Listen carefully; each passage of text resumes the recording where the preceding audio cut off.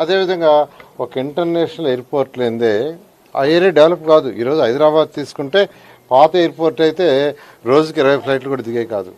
అందుకని ఒక international airport 5,000 ఎకరాల్లో కట్టాలని ముఖ్యమంత్రి గారు నిర్ణయించారు. అదేవిధంగా ఒక ఇంటర్నేషనల్ స్పోర్ట్స్ సిటీ కట్టాలని నిర్ణయించారు. వాటికి కొంత ల్యాండ్ తీసుకోవడానికి ముందుకు యాక్చువల్గా ఈ గ్రామాల్లో కలెక్టర్ వారి యొక్క అధికారులు యాక్చువల్గా గ్రామ మీటింగ్లు పెట్టారు. దాంట్లో రిజల్యూషన్స్ తీసుకున్నారు.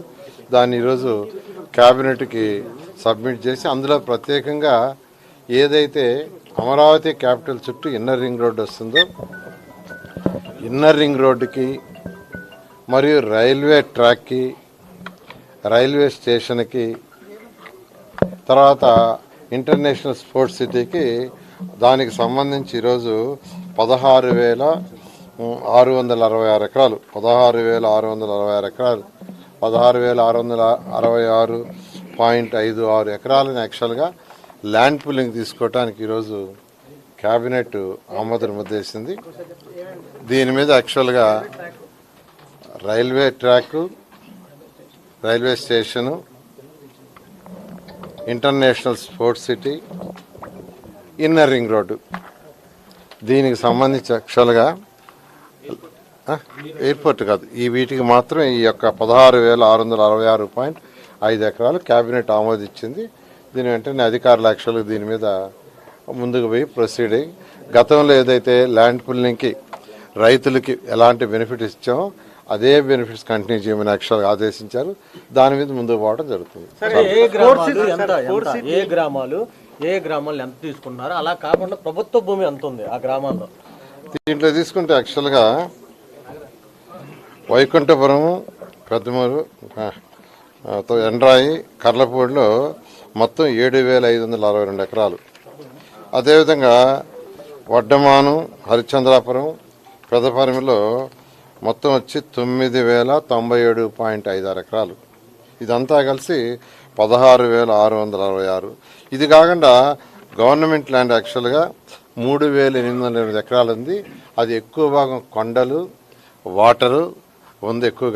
ఎక్కువ భాగం కొండలు, వాటర్తో ఉండేది. దీంట్లో యాక్చువల్గా అంటే స్పోర్ట్స్ సిటీకి చిన్నది అక్కడ పెట్టాం. యాక్చువల్గా ఇప్పుడు ఇక్కడ ఏంటంటే ఒక 2,500 ఎకరాల్లో ఒక ఒలింపిక్ గేమ్స్కి మనం కాంపిటేట్ చేసేటట్టుగా ఇంటర్నేషనల్ స్టాండర్డ్లో ఒక స్పోర్ట్స్ సిటీ చేయాలని ముఖ్యమంత్రి గారు నిర్ణయించారు. దాని మీద ముందుకు పోవడం జరుగుతుంది. ఇప్పుడు ఉన్న స్పోర్ట్స్ సిటీలో ఉన్న స్థలం చాలా తక్కువ. ఏదైతే ఉందో దాంట్లో ఉండేది కేవలం ఒక 70 ఎకరాలే స్పోర్ట్స్ కాంపిటేటివ్ పెట్టాం. 70 ఎకరాలు మాత్రమే ఉంది.